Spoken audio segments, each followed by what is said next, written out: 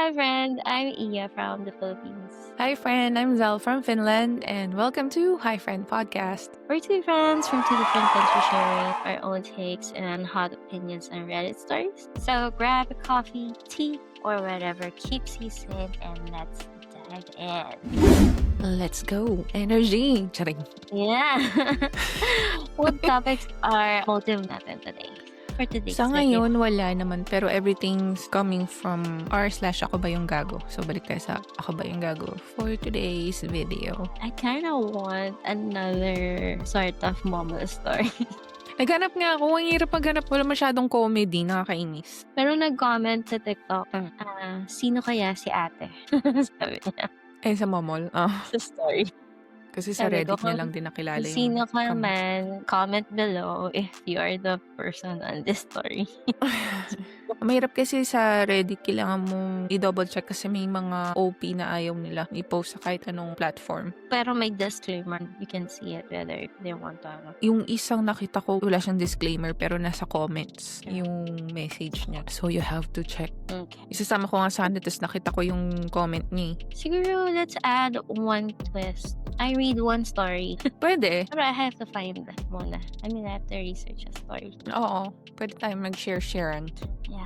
Just a little twist to it. Yep. Anywho, let's go with our first story. Yep. First story. So this is 3 days ago. Ako ba yung gago if sumagot ako sa stranger na matanda na pinuloso po ako sa restaurant? Context. We went to Sky Ranch, Tagaytay. We were 4.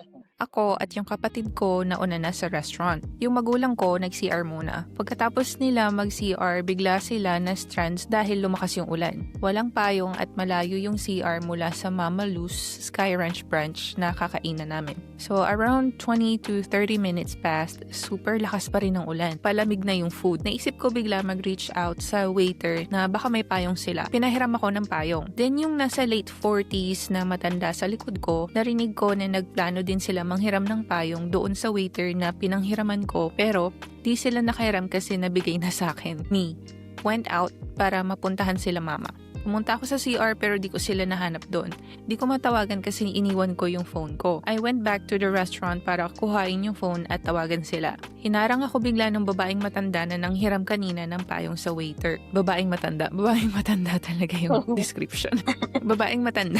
Pahiram ako niyang payong. Kukuha lang kami ng mga payong sa kotse. Me, hindi ko pa po kasi nasusundo yung magulang ko. Babalikan ko lang po muna ulit. Babaeng matanda. Weird babaeng matanda talaga.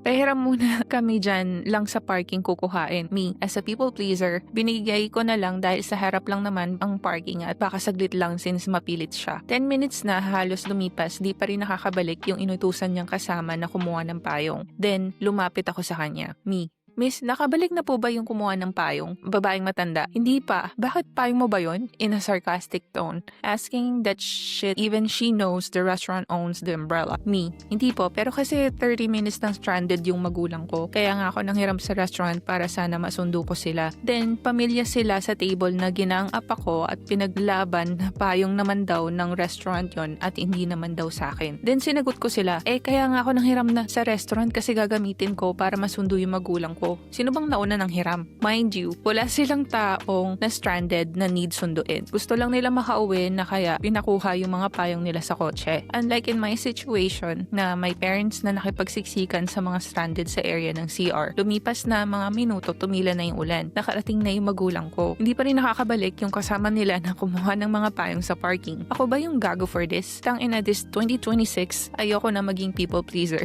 I should have refused her noong pinilit kinuha na yung payong sa akin. Buwisit So, yung matanda babae. Ang Ay, sarap. nako. Babaeng matanda yung description. Ang pangit yung description eh. Babaeng matanda. Nakakaintindi ka ba? Ang kulit, no? Yung mga ganun talaga, no? Yung mga matatandang, ewan ko ba? To think na pareho namang hinirap yung payong sa restaurant, but as someone na mas naunang manghiram, maya naman siya, di ba? Oo. Hiniraman niya pa yun, nanghiram na nga. Kaya nga, doon talaga siya, dumiretso doon sa nanghiram na. Hindi siya marunong maghintay. So, yun. I think mas gawa itong tandang babae. Tandang babae talaga. Yung babaeng matanda. Babaeng matanda. How old is Yung- this babaeng matanda kaya? Sabi niya na mga around 40s daw. Ay, mukhang matanda naman siya. Siguro mukhang matanda talaga. Bastos to friend. Bastos siya. Bastos yan. Sorry. Pero bastos din naman kasi yung babaeng matanda. Whoever Yeah. she is. Nakakatawa yung mga Wala ganun. siyang Tas, wala man lang urgency, no? Nakarating na yung Oo. magulang Yun niya. yung Wala pa rin. nakakainis dun eh. Nanghiram ka na nga, wala ka pang urgency magbalik. Yun yung nakakabwisit. Saan ba sila nag-park? Asan yung common sense Nakakaloka. mo? Diba? Layo yata ng pinag-parkan nila eh. Sky Ranch. I think I've been there. Oo, sa Sky Ranch. Baka sa People's Park pa sila nag-park. Sorry. Medyo malalayo yung parking. Sa Sky Ranch? Di ba nasa harap lang yung mga parking dun? Hindi ako sure. Or Pero ito yung ini-imagine ko. Ang tagal ko nang hindi nakakagala. sa Tagaytay? Yeah. Mm. I didn't wanna go back there. Yun na naman siya. Yun naman siya. Probably with somebody else. Pero Oo, kung nasa pwede harap naman. lang, tapos inabot ng 30 minutes bago parang hindi nga ata nakarating pabalik yung payong eh. Ewan ko, wala naman na siyang There's just this edit, sabi. Galit na galit yung kapatid at tatay ko sa kanila that night. Kaya sinamaan nila ng tingin at pinagparinigan ng tatay ko na pangit daw. At pangit na nga yung mukha, pangit pa ugali. Walang pinag-aralan. Nag-double down naman yung tatay dito. Kung ako rin yun, baka nagparinig din ako. Or baka diniretso ko, hiram-hiram ka tapos di mo babalik. Oo. Hiram Sana sa'yo yan. Diba? Sana may urgency. Ay, Are there nako. any comments? Yes, of course. Let's see. Di ka gago. Diyos ko, 2:30 na ng madaling araw, nag-init pa yung ulo ko. Hahaha. Sabi niya. Hindi ako pwede dyan. Baka inaway ko yan simula sa matanda hanggang sa kaapo-apuan.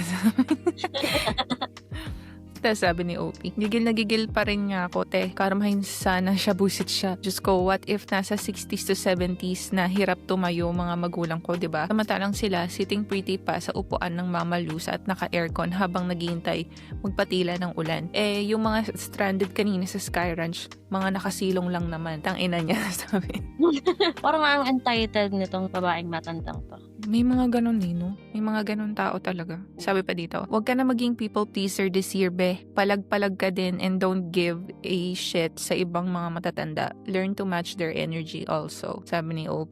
Napadownload nga ako bigla ng EPUB book on how to stop being a people pleaser eh. Haha. Ayoko na talaga. Crying emoji. I would prioritize your need for it before ka magtulong ng iba.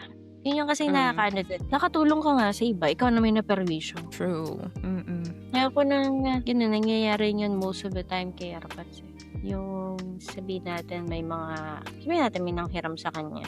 Papahiram niya yun kahit yun yung last money niya. Ayoko ng ganong mindset kasi gusto mong tumulong. Pero nung tinulungan mo, ikaw yung nawalan. Diba? Yan, nakakainis yung ganyan, no? Dapat kasi talaga hindi nagpapahiram pag ganun, pag alam mo ng alangani. Huwag mo na ipilit. Oo, unahin mo muna yung kailangan mo para sa akin. True. Sabi pa dito, dapat pinukpok mo sa kanya yung una mong mahahawakan para magtanda. Hahaha. Nakakagigil, sabi. Pero siguro kung ako yun, mga tao. nataasan ko siya ng boses at natarayan ng mukha. That was it.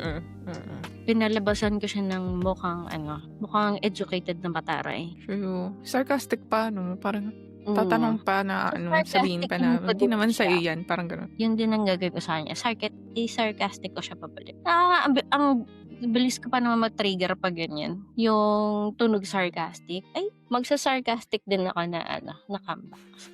Nakakapikon yung mga ganyan eh. Totoo.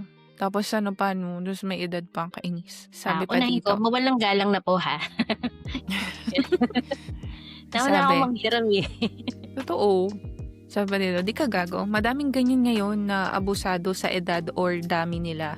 Ang advice ko lang sa'yo is stop being a people pleaser, especially kung may needs ka din. It will just create problems for you. Besides, kung mawala or masira yung payong, baka sa'yo ibawas ni Mama Lu since ikaw yung responsible sa payong regardless kung pinahiram mo sa iba. And then sabi ni OP, ayun nga din naisip ko, baby face kasi ako. Feel ko na feel niya may power siya over me.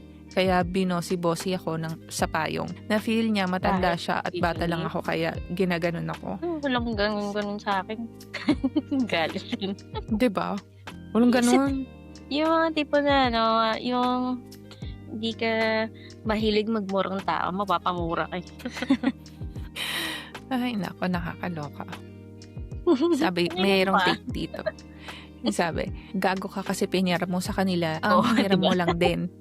Yun yung gago Diba? siya. Yun. Oo. Di ba nga, Dun kapag kakilala mo nang hiram sa'yo ng something, tas malaman mo, pinahiram niya rin sa iba, sasama loob mo. Kahit rest or property yun, ikaw ang pinahiram. If gusto nila, edi dun sila manghiram, di sa'yo. But, di ka gago sa pagsagot. Yeah, True. agree. Yun din yung sabi nung isa, gago ka. Pinahiram mo ang isang bagay na hiniram mo lang din. Proven naman na hinayupak yung matanda eh. Kung planado nila yon na iuwi yung payong para remembrance, edi ikaw pa naperahan tuloy ng resto. Best way to handle the situation, sinagot mo dapat na, teka po, pagbalik ko doon, pa magtanong sa management kung pwede mo to hiramin yung payong nila. Tapos, alis, don't wait sa reply. Probably hindi siya gago, pero tanga niya. Oo, nagpadala siguro siya sa sindak. Di ba? Nang hiram ka na, gawin mo na yung kailangan mo. Tapos, bakit mo ipapahiram Yung hiniram mo dahil din. may nag-ask sa'yo? Hiniram mo lang din. Tama yun. Dapat ganun yung approach na inano niya na. Sige po kung gusto niyo hiram pagkatapos ko, pag binalik ko na, hiramin niyo na lang. Pagkatapos, oo. Diba? Gamitin mo muna. Hindi yung pinahiram mo agad, hiniram mo nga lang eh. Tanga mo rin eh. Ano ka din eh, no? Charing. Abnormal. Charot. So, hindi siya gago for the first reason. Mm-mm. But for the second, Pinahiram niya kasi. So, yun. That's the first story. Ewan ko ba? That was May quick. mga matatanda talagang ganyan. Mga entitled ng Or yung mga Yan yung- di ba? Yung mga sumisingit sa line. Oo. Porket may edad. Or, well, meron naman kasing priority lane. Pero, Minsan hindi lang edad. oo. Minsan, because may mga, well, not necessarily mayayaman, but sometimes it's coming from the middle class eh. Yung mga middle class na na merong utosan sa bahay. Yun yung mga medyo entitled eh. Yung, syempre nakakatikim siya ng ginhawa because meron silang katulong. Yung mga ganon. So, when they go on other places, ganun din yung treatment nila sa ibang tao. True. Alam mo, small people beneath you, parang ganun. Wala talaga. Yeah, so that's it. That's it. Mabilis lang tong first na story. Next story. This is 1 day ago. Oh, what a current events? Ako ba yung gagong napagsalitaan at pinalayo ko yung teacher ko? Hello po. First time ko po itong i-share dahil sobrang frustrated na ako. I'm a G12 student, 17 years old, female. Noong G11 ako, naging close ako sa isang teacher after I messaged her about a school activity. Instruction niya. Dahil friendly siya, nagtuloy-tuloy ang usapan hanggang sa parang tropa na kami. Araw-araw na siyang nagme-message, nagtatanong tungkol sa araw ko, nagyayaya mag-call, maglaro, at minsan magsabi ng I miss you. Sinasabi rin niyang special at importante ako sa kanya. May misunderstandings pa kami na naapektuhan pati mood niya sa class. May times din na inaaya niya akong kumain kaming dalawa, ginagawang wallpaper picture namin at binibend ang rules para sa grades ko kahit hindi ko hinihingi. May plans pa siya tungkol sa future namin after college. One time rin, nahawakan niya kamay ko habang tulog ako. Napansin ng classmates ko na favorite niya ako kaya kumalat na sa batch na special student ako. Dahil dito, na-realize ko na unhealthy at inappropriate na yung closeness namin at naging sobrang uncomfortable na ako. One time, clingy na naman siya habang sobrang stressed at burned out ako. Sinabi ko sa kanya na nakaka-drain, weird, clingy at inappropriate na siya at humingi ako ng space. After a month, nagsorry ako dahil sa mga nasabi ko pero sinabi niya na selfish at manipulative daw ako. Kasalanan ko lahat at ayaw na niyang magkaroon ng kahit anong connection sa akin. Mali po ba ako? Ako po ba yung may kasalanan kung bakit hindi ko siya sinita at sinabihan ng ganon? So, that's the story. Feeling ko ano siya? Is that girl to girl? Oo. Babae yung teacher eh. Parang may grooming, no? Inappropriate si teacher doon. Si student, medyo naive pa siya to kind of tell early on na May something. na may something, may red flag dun sa na yun. Yeah. Sa situation nila. So I cannot exactly say nagago siya doon because bata pa siya. Kind of medyo Ano nang gago siya dun sa ginawa niya? Appropriate naman yun. Kasi what's happening is yun nga. Ano yun? May pagkaano ng wallpaper. Wallpaper yung picture para magjowa lang. kaya nga. Pero it took her a while to realize na that's what's going on. Yeah. Bata If pa that siya wasn't her intention. Tama lang na that she made a boundary. Yeah, it doesn't say kung ilang taon tong teacher, pero still. Teacher, right? Mm-mm. Ang gagawin ni teacher dun, kasi bata yun eh. O, baka bata rin yung teacher. I don't know. Walang sinabi sa age. Yung Alam mo- student lang, 17 years old. There's a possibility na may younger age din ng teacher. Kasi pa napapansin ko pa nagpupunta ako ng school, yung mga teacher ngayon, mga bata eh. Ay, talaga? Bata sila. Mga pabataan ng pabata. Yung mga teachers nila right now. I think parang hindi na ganun kadami yung mga tenured teachers that I see from my previous school. Kasi doon siya right now eh. Yung nung time namin, ang mga teachers namin sa school is mga ano talaga, may seniority talaga.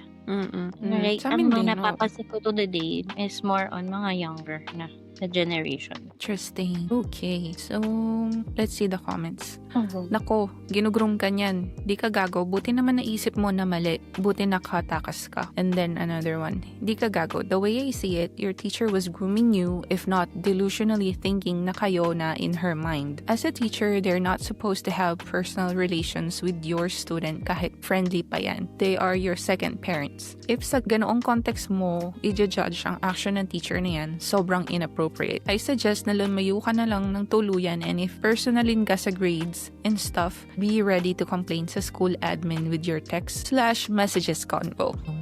Kasi may possibility na gano'n ang mangyari. High chance of that happening. Have you ever experienced something like that? Inappropriate relationship with teacher? Or any teachers making a Yes. move? No. Kasi nga matatanda yung mga teachers namin sa school. Wala masyadong bata. Okay. Pero since current event yan, I would assume na bata pa tong teacher na to. Yeah. I enjoyed college, but not the academic part. Naisip ko lang. Kasi I wasn't really taking the course that I really wanted to do anyway. Okay. Ang goal ko at the time of college was that makatapos ako ng college without making my parents spend a fortune. Kaya ako nasa PUP. But I was studying there for the wrong reasons because that really isn't what I wanted to do in life. I probably should have gone to UP for the School of Music. And I would have probably taken test at that time already for dressmaking, the tailoring stuff, and then went to fashion design. Actually, I should have done fashion designing na lang straight on eh. I didn't know at the time na may ganun palang classes. Okay. Had I known, I should have started that early. But yeah, that's why right now, I really wanted Rixa to know what she wants to take up in college before we take them. Kapag take ko muna siya ng vocational, I think this is the perfect time to do vocational before you actually go to take your serious 4 years course. If I could go back in time, I would have started or did it that way. Kasi hindi natin alam at the time no? Kasi yung mga payo ng mga parents natin, gusto nila dire-diretso para tapos agad eh. Oo, parang okay nga rin sana yung gano'n, no? Parang ilang months or a year siguro for you to figure out kung ano yung gusto mo in life. Kasi kung tutuusin, sayang din sa pera yun eh. Di lang sayang sa pera, it's sayang sa time. Time, yeah. 'Cause, Lalo na ngayon, mahal pa naman mga tuition fee ngayon. School. oo, tsaka 4 years worth of studying. Pag nagtrabaho ka na, then you figured out na hindi pala yun yung gusto mo, you can't just go back to school. Yeah. Especially when you already have financial burdens. Totoo. Siyempre, pagka nagkatrabaho ka na, mahihiya ka na sa parents mo humingi ng magpasustento ng schooling mo. I mean, if you're that kind of person na mahihiya ka sa ganong setup, because I would be. But those are one of the things that I regret in terms of studying. Well, for me naman, I can't say na I regret. Gusto ko naman talaga yung may natapos ko. I guess the only thing that I regret was I wished we had enough money so I could have started earlier. Kasi the only reason lang naman kung bakit ako napunta sa BPO is because, yun nga, nagsistruggle kami financially during that time. So, hindi ako nakasama dun sa batch ko na mag-take ng board exam din. So, that's the reason why naghanap ako ng trabaho sa BPO so that I can pay for the review and take the exam. Board exam. So, yun. Well, Those are the things.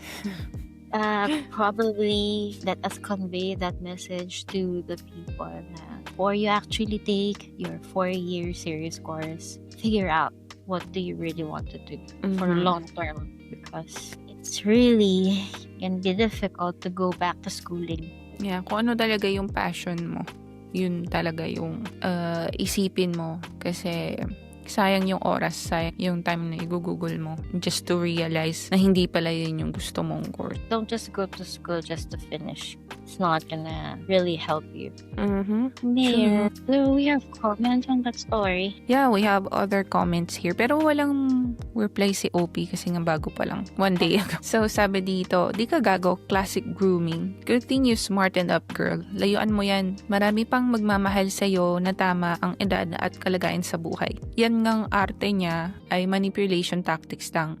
Huwag kang mag-guilty. Hayaan mo siyang mabulok. Psycho siya.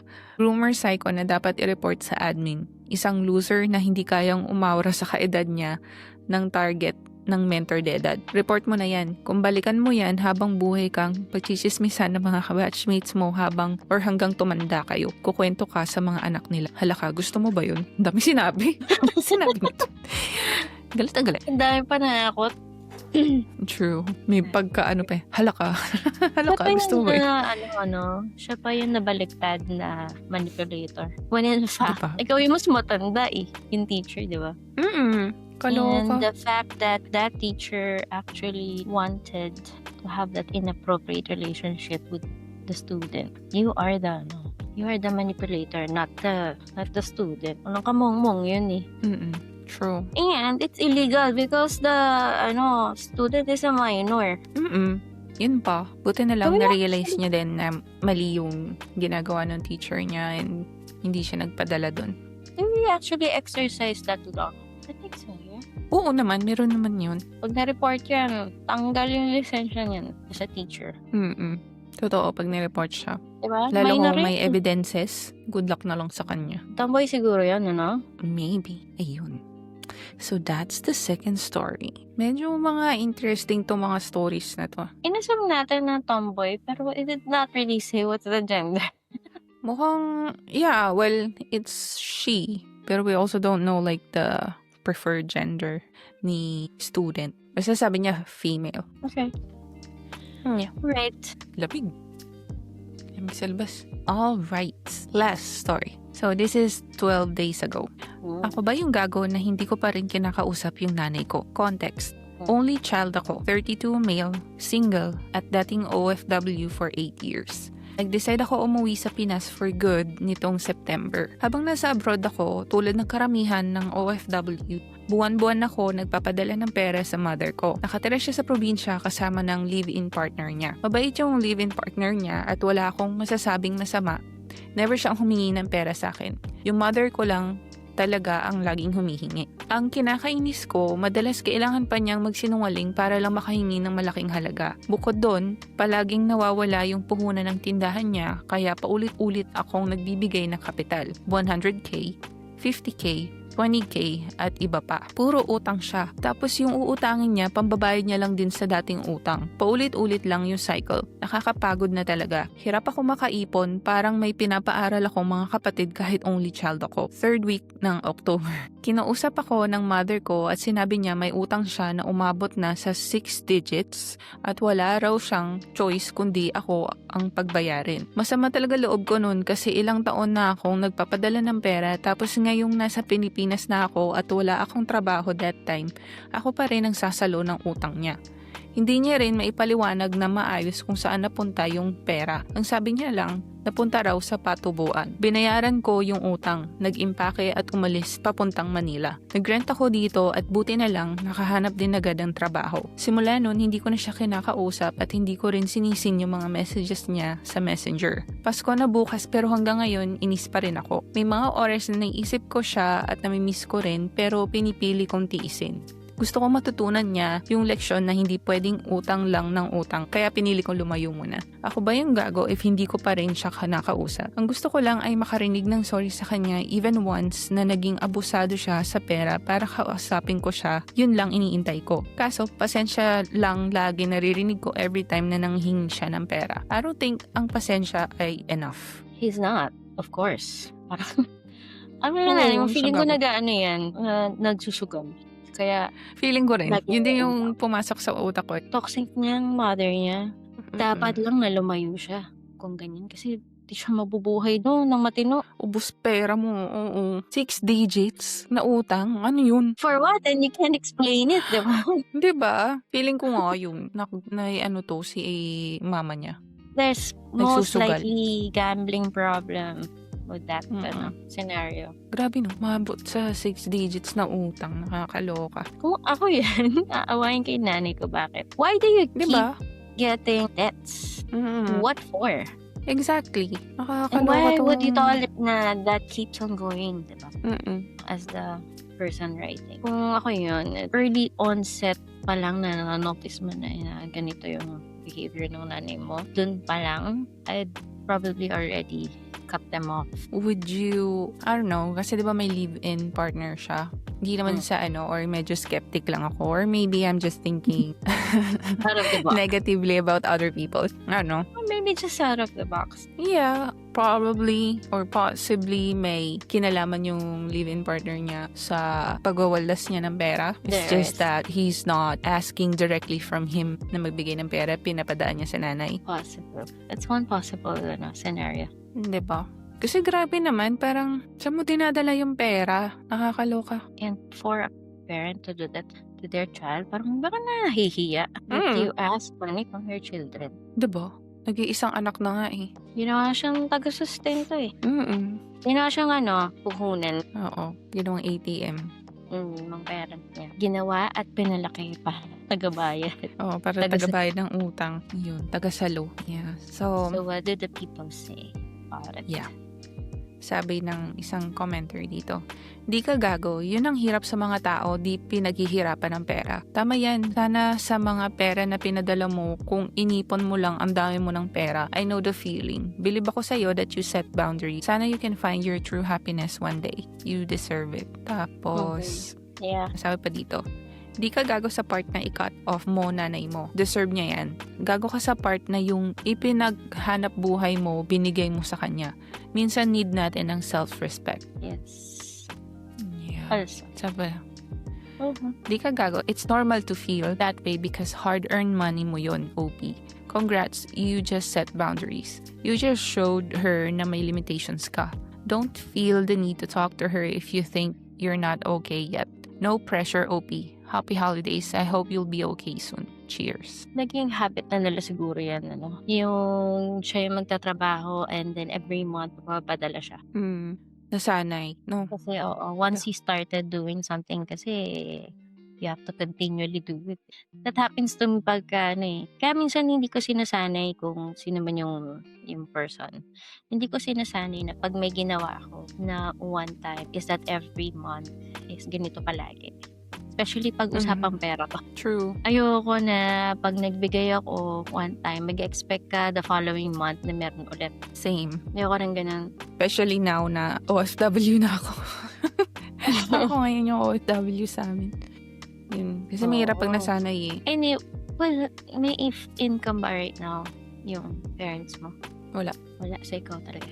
Kaya Wala yung mga yun. kunyara dito sa bahay, yung nagsimula ka na ikaw yung nagbabayad ng kunyara, sabihin natin tubig. Dahil nagbayad ka one time. Next month, sa sunod na month, every month, ikaw na yung tagabayad ng tubig. Talaga. Ganun Ganun yung nangyayari eh. Kaya medyo Yeah. hesitant akong upfront ng bigay. Kasi ayoko nasasanay sila na nagbibigay ako ng pera. Kasi what would I do pag wala akong magbigay? True. Kailangan mo rin mag-set para sa sarili mo. So yun, meron dito.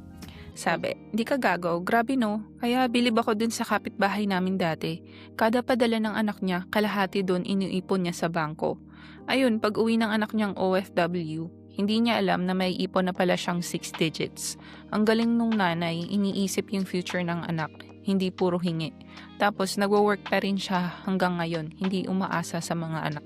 Wise. Ganun yung gusto natin. I mean, Mm-mm. as much as possible, if you're a parent and yung anak mo is nag-work na, you don't want na yung pera na binibigay nila sa'yo as a parent is, para bang one day millionaire. Yun yung term na hinahanap ko last podcast episode. One day millionaire. One day millionaire. Nakakaasar yung mga ganong klaseng tipo ng tao.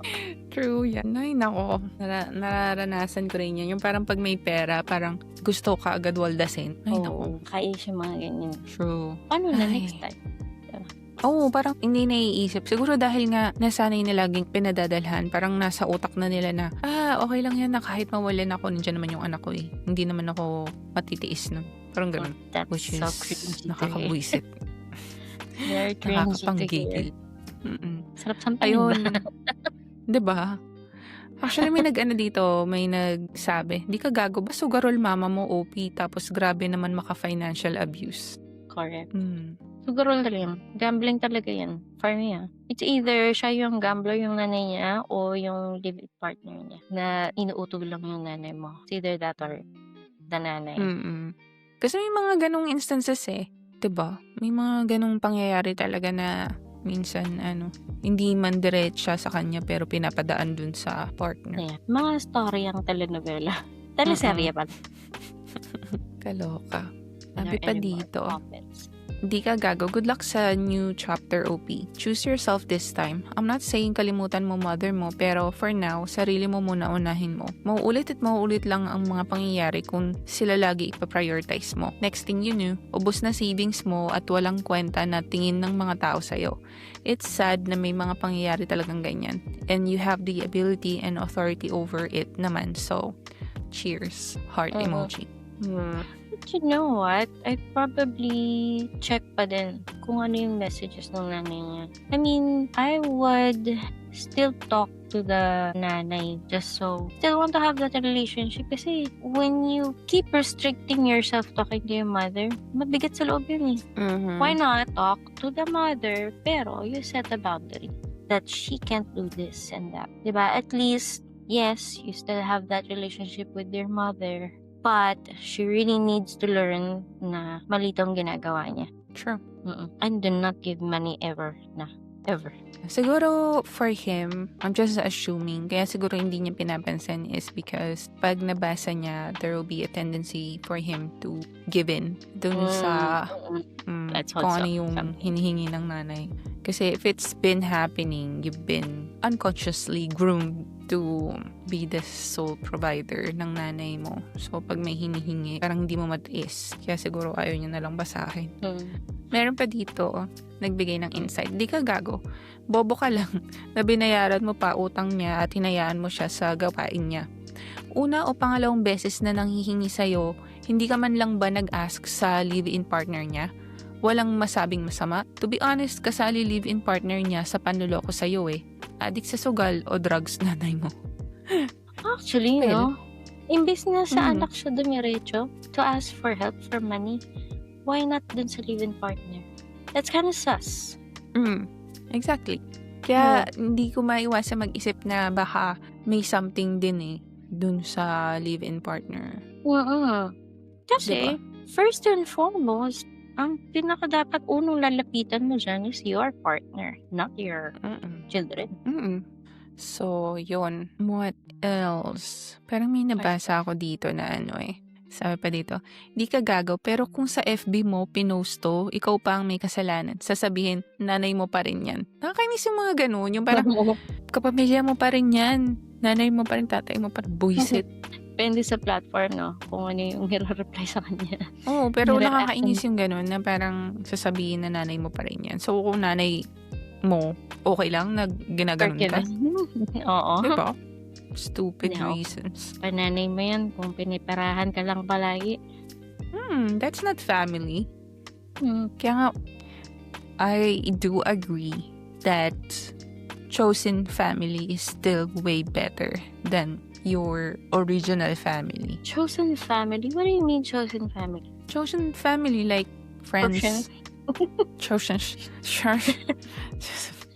chosen family like friends, ganyan, or yung mga nakilala mo na you Uh, know na talagang nandyan para sa'yo. your preferred so-called family is what you're Yes. saying. Mhm. Yeah. Okay. Ang dami kong kinain today, friend. Ay, hindi ako nag-breakfast. I'm trying not to eat breakfast and lunch. Yung mga pag Sunday kasi, syempre may salo-salo lagi dito sa bahay. So, laging may masasarap na pagkain. So, kakain lang ako at the time na merong bonggang food. So, but anyway, ang dami kong nakain today. Tsaka nakailang frap ako. Nakadalawang frap ako na dark mocha. Uy, Starbucks. Kasi may nagpakape. That could be one part of the reason bakit nakangati ako kasi it's chocolate. Okay. It's part of my allergy list, sadly. So, that's it for our Reddit stories today. Yes, that is it. If you enjoyed hanging out with us, don't forget to like, subscribe, and hit that bell so you won't miss the next round of Ako Ba Yung Gago moments. Got your own story? Drop it in the comments or send it to us. We might just read it on the next episode. So, until next time, Stay warm, stay tropical, and as always, bye, friend. my friend.